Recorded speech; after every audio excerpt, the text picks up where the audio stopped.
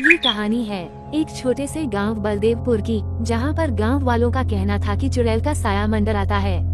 इस वजह से गांव वाले जल्दी ही अपने घरों में सो जाते हैं।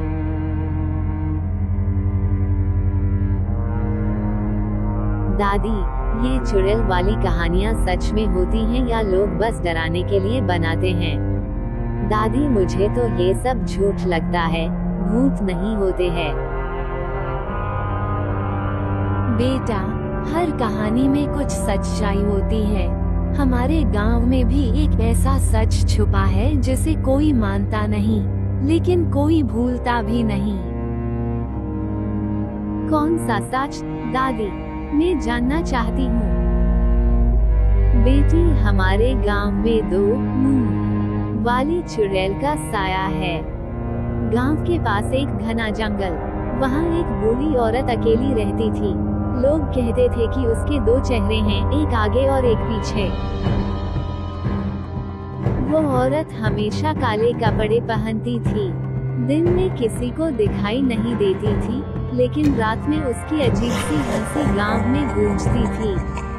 लोग कहते थे कि जिसने भी उसके पीछे का चेहरा देखा, वो कभी वापस नहीं लौटा। कभी जंगल मत जाना, वहाँ अब भी उसकी आत्मा भटकती है। क्या सच में ऐसा कुछ हो सकता है? अंकिता जिज्ञासा में पड़ जाती है और सुमित से इस बारे में बात करती है। अंकिता और सुमित जंगल जाने का फैसला करते हैं। अंकिता, ये ठीक नहीं है। मुझे लग रहा है हमें वापस चलना चाहिए। यहाँ इस घने जंगल में खतरा हो सकता है। अंकिता, चलो घर वापस चलते हैं।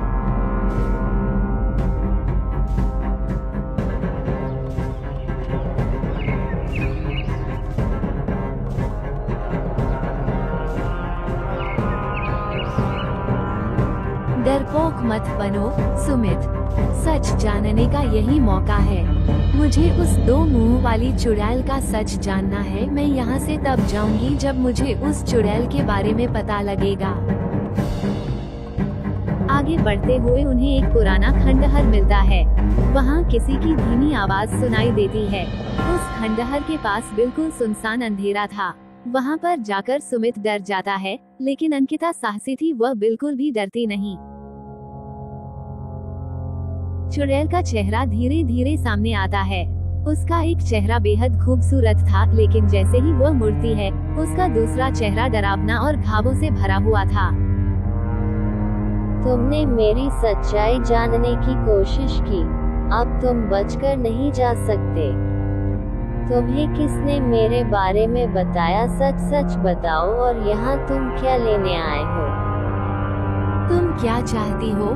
और हमारे गांव में तुमने लोगों को क्यों परेशान किया है? तुम्हें क्या चाहिए?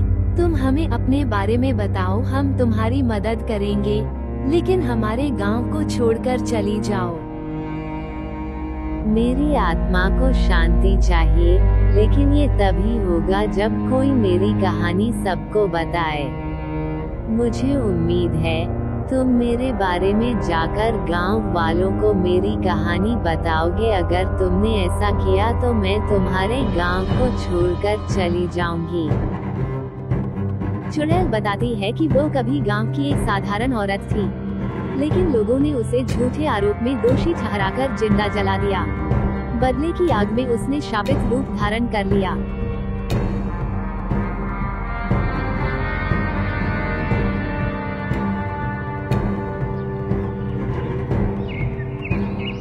मुझे इंसाफ चाहिए। मेरे साथ हुए अन्याय की सच्चाई सबके सामने लाओ। जब जाकर मुझे मुक्ति मिलेगी और मैं इस गांव को छोड़कर चली जाऊंगी। अंकिता और सुमित वादा करते हैं कि वे यह बात गांव वालों को बताएंगे।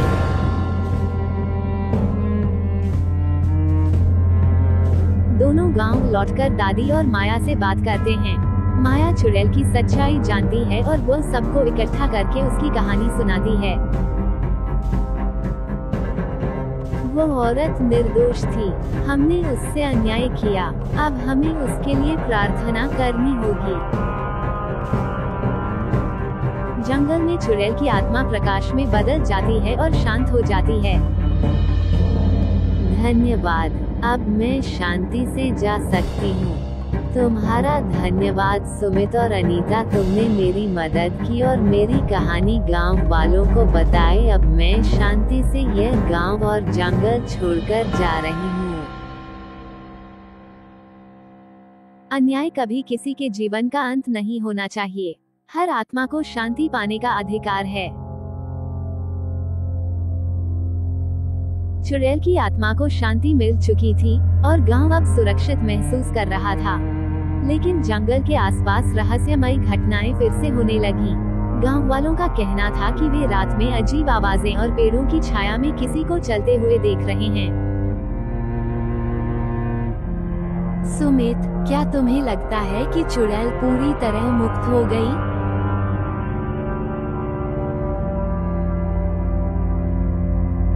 मुझे तो लगा था सब खत्म हो गया, लेकिन अब ये सब फिर से क्यों हो रहा है? शायद उसकी आत्मा पूरी तरह मुक्त नहीं हुई। उसके खंडहर में जाकर देखना होगा, कहीं किसी वस्तु को हम भूल तो नहीं गए।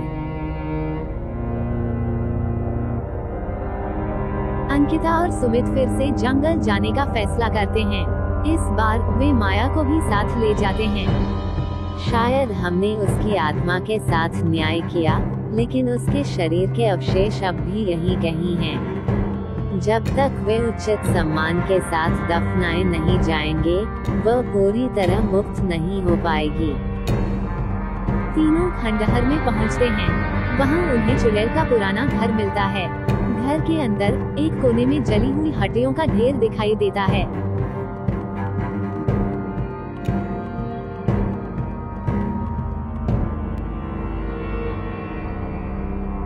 क्या ये वही हड्डियां हैं? हाँ, यही उसके शरीर के अवशेष हैं। मैंने सोचा था कि मेरी कहानी खत्म हो गई, लेकिन मेरे अस्तित्व के ये निशान मुझे बांध रहे हैं। अंकिता, सुमित और माया उसकी हड्डियों को इकट्ठा करके उन्हें पास की नदी में विसर्जित करते हैं। हम वादा करते हैं कि अब तुम्हारी कहानी को कोई नहीं भूलेगा। तुम अब पूरी तरह मुक्त हो। धन्यवाद, अब मैं शांति से दूसरी दुनिया में जा रही हूँ। कुछ समय बाद गांव फिर से शांत और खुशहाल हो जाता है। जंगल अब डरावना नहीं लगता।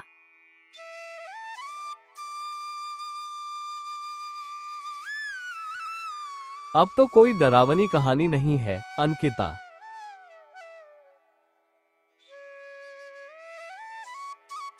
लेकिन ये कहानी हमारे दिलों में हमेशा रहेगी।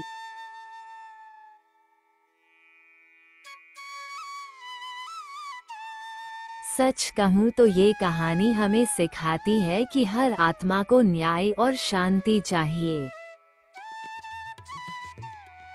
चुड़ैल को उसकी मुक्ति मिल गई, लेकिन उसकी कहानी ने ये सिखाया कि अन्याय और भय को दूर करने के लिए साहस और समझदारी की जरूरत होती है। गांव अब पूरी तरह से बदल चुका है। जंगल को साफ किया गया था और वहां एक छोटा मंदिर बनाया गया है, जिसे गांव वाले शांति मंदिर कहते हैं। अंकिता और सुमित ने अपनी पढ़ाई पूरी कर ली है और अब दोनों अलग अलग शहरों में काम करते हैं, लेकिन उनकी दोस्ती अभी भी उतनी ही मजबूत है। सुमित, गांव की याद आ रही है। चलो इस बार छुट्टियों में वहां चलते हैं।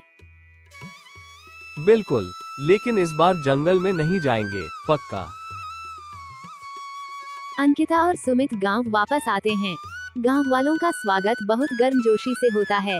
दादी अब भी जिंदा हैं और अपने पुराने किस्सों के साथ सबका मनोरंजन करती हैं। तुम दोनों ने उस दिन जो किया, उसकी वजह से यह गांव आज शांत है।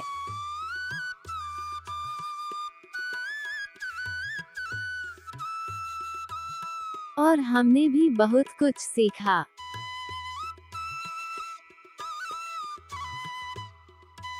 अंकिता और सुमित एक शाम मंदिर के पास बैठकर बात कर रहे होते हैं। अंकिता, तुम्हें पता है, उस रात जंगल में मुझे सबसे ज्यादा डर तुम्हारे लिए लगा था। और मुझे तुम्हारी चिंता थी, क्योंकि तुम तो पहले ही डर के मारे भागने को तैयार थे। दोनों हंसते हैं, लेकिन सुमित का चेहरा गंभीर हो जाता है। अंकिता, मैं कुछ कहना चाहता हूँ। तुम्हारे साथ बिताए हर पल ने मुझे एहसास दिलाया है कि तुम्हारी जगह मेरे जीवन में कोई नहीं ले सकता। मैं तुम्हें पसंद करता हूँ, शायद हमेशा से करता था, लेकिन कहने की हिम्मत नहीं हुई।